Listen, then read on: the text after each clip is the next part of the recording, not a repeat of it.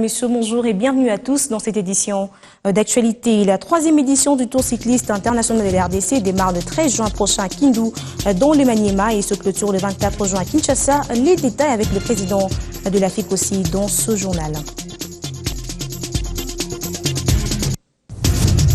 Pour plus de professionnalisme dans l'exercice de leur métier, les policiers de la ville-province de Kinshasa y ont été sensibilisés au cours d'une parade présidée par le numéro 1 de la police nationale congolaise qui promet le bâton aux récalcitrants.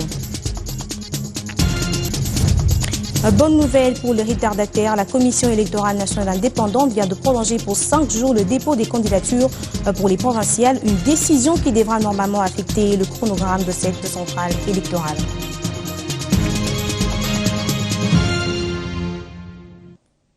La nouvelle est tombée dans la soirée de ce lundi. Les candidats ont jusqu'au 30 mai prochain pour déposer leur dossier au bureau de réception et traitement des candidatures pour les élections provinciales. La CENI dit avoir pris en compte notamment les difficultés des paiements des frais pour les candidats en dehors de leurs circonscriptions électorales. Une décision qui logiquement devra impacter sur le chronogramme de cette centrale électorale. Bibi Chnoua pour le reportage.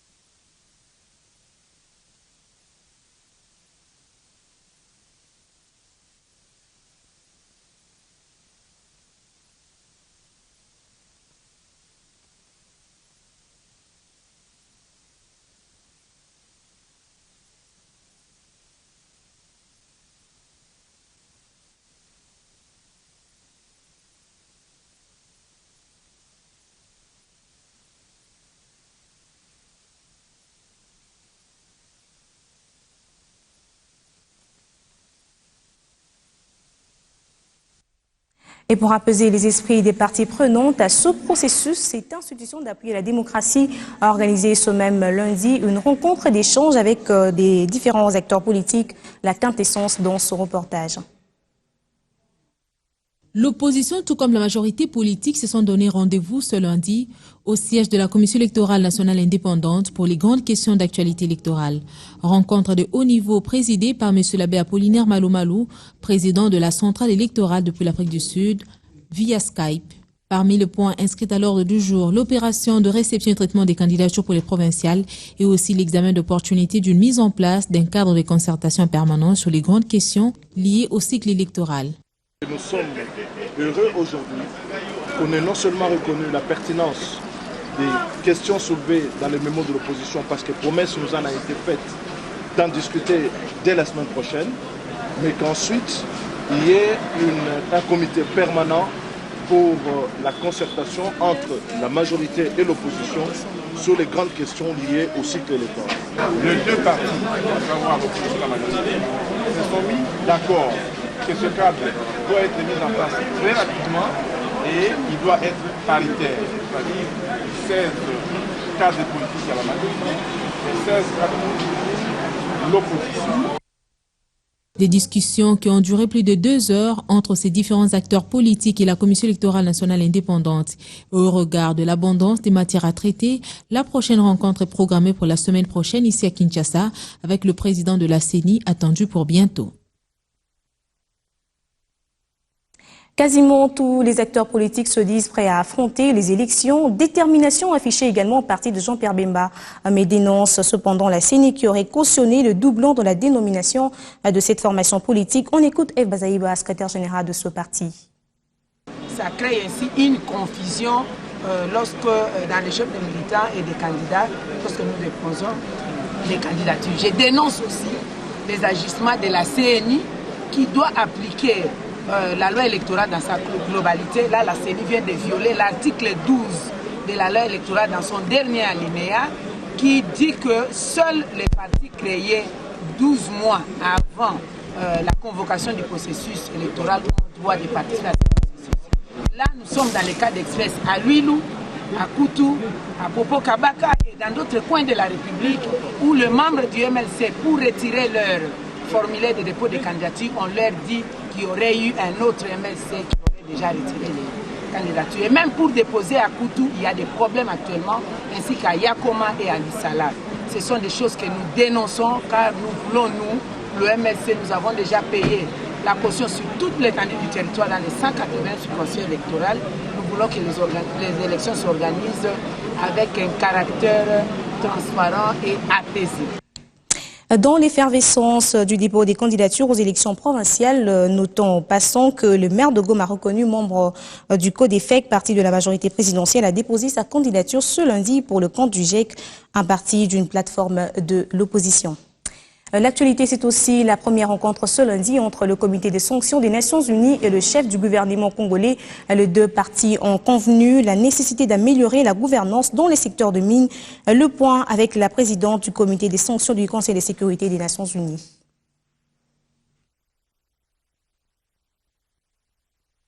Le Congo de se rétablir, de se mettre sur le pied et surtout dans le domaine minéraux et tout ce qui est autour.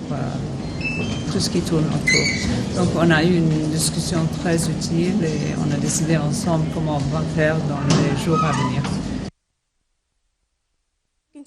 De sa plus belle robe d'ici 2050, un défi que le gouverneur de la ville-province de Kinshasa affirme amorcer pour la capitale de l'RDC. André Kimbuta, qui revient de Singapour, s'est fait une idée des stratégies à mettre en place pour un aménagement urbain véritablement moderne. La ville de Kinshasa vient de signer le contrat de réalisation de son plan général d'aménagement avec la société singapourienne Surbana International.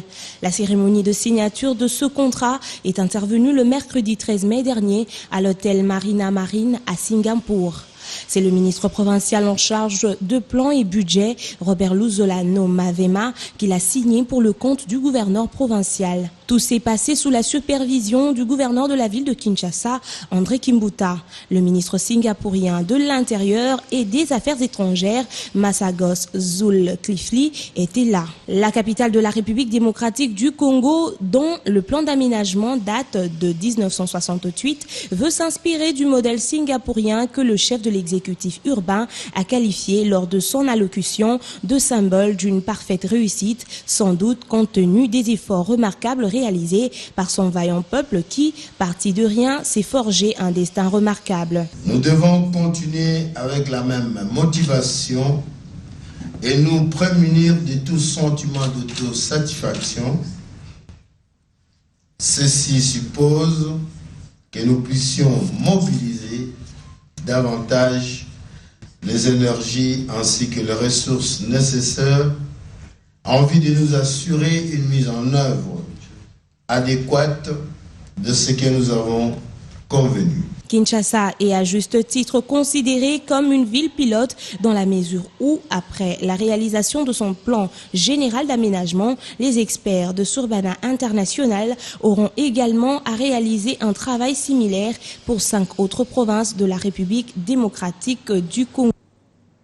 Faire un état des lieux sur la surpopulation carcérale en Afrique et en Occident, c'est ce qui a été au cœur de la conférence organisée au Centre Wallonie-Bruxelles de Kinshasa. Conférence animée par un éminent professeur de droit et criminologie belge, Dan Kaminski. Le professeur Kenge Kenge, un des organisateurs de cette conférence, s'est confié au micro de Christian Ilongo. La vie dans les prisons, les conditions carcérales des détenus, à travers le monde sur la table de Dan Kaminski, maître conférencier pour 3 heures, dans cette salle de spectacle du Centre Wallonie-Bruxelles de Kinshasa. Un speech de ces professeurs ordinaires de droit et criminologie à l'université Louvain-la-Neuve de Belgique, devant les gratins du monde des droits et de la criminologie de la RDC, dans les dessins de l'épilogue sur les causes et conséquences des décisions des acteurs de justice dans les centres carcérales. Les personnes atterrissent en prison à la suite des décisions qui sont prises à différents niveaux de l'organisation de la justice. Et la cause la plus proche, si vous voulez, c'est surtout l'activité des agents de la justice pénale qui sont chargés de décider de la détention préventive. Donc il y a les décisions prises par les magistrats de parquet, les décisions prises aussi par des juges au niveau du tribunal, pour préférer l'amende à la détention, à l'emprisonnement. Alors que parfois, il y a des infractions où la loi prévoit deux peines possibles, soit l'emprisonnement, soit l'amende. Un constat dégagé dans cette conférence est la surpopulation carcérale dans le monde. 80% constituent essentiellement de la population issue de la classe pauvre. Hier a été un lundi pour une parade pas comme les autres pour les policiers des garnisons de Kinshasa au stade Tata Raphaël. L'inspecteur provincial de la ville-province de Kinshasa, le général Célestin Kanyama, a usé d'un ton sévère pour insister sur le professionnalisme dans l'exercice de leur métier. On l'écoute. Il y a des aliments qui sont reconnaissants, il y a mérite, il y a confiance, il y a fidélité.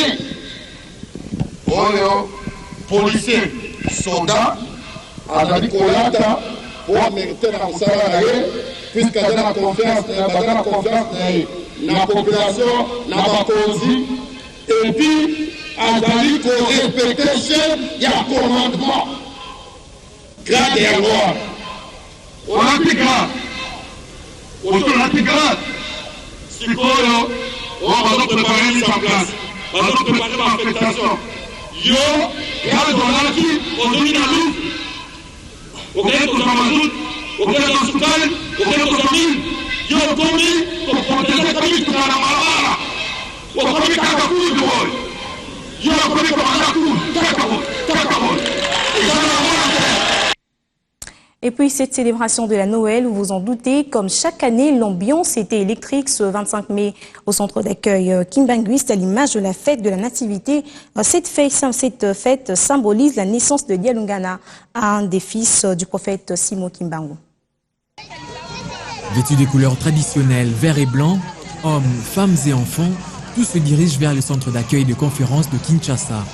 Les chrétiens kimbanguistes qui célèbrent ce 25 mai la fête de Nativité, Noël. Une cérémonie au cours de laquelle des prières ont été faites, suivies des offrandes et une prédication sur les livres des psaumes axés sur le thème « L'homme noir, lèvons-nous derrière Simon Kimbangu, nous sommes la nation élue ».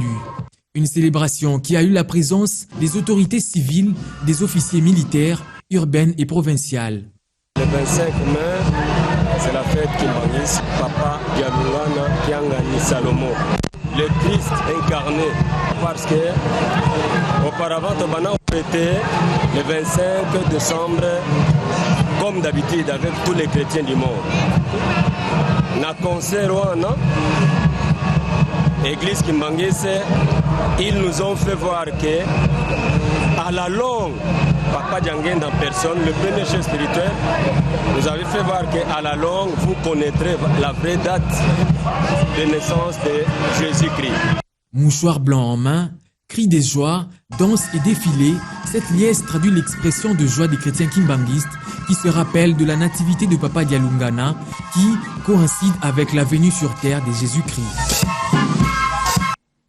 Et puis avant de nous séparer, le 3e tour international du cyclisme de l'RDC débute le 13 juin prochain à Kindu dans le Maniema et se clôturera le 25 juin prochain à Kinshasa.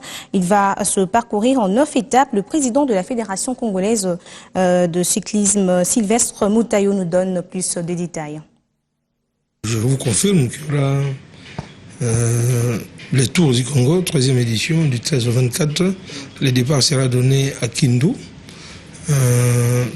Le départ sera donné à Kindu dans la province de Maniema en circuit fermé et sera suivi de la 2e étape dans le Nord Kivu, plus précisément à Goma en circuit fermé aussi, et au Katanga, plus précisément à Likasi. Il y aura la 3e étape, le parcours de Katanga et de Likasi à Lubumbashi, et de Lubumbashi il y aura aussi un autre circuit fermé.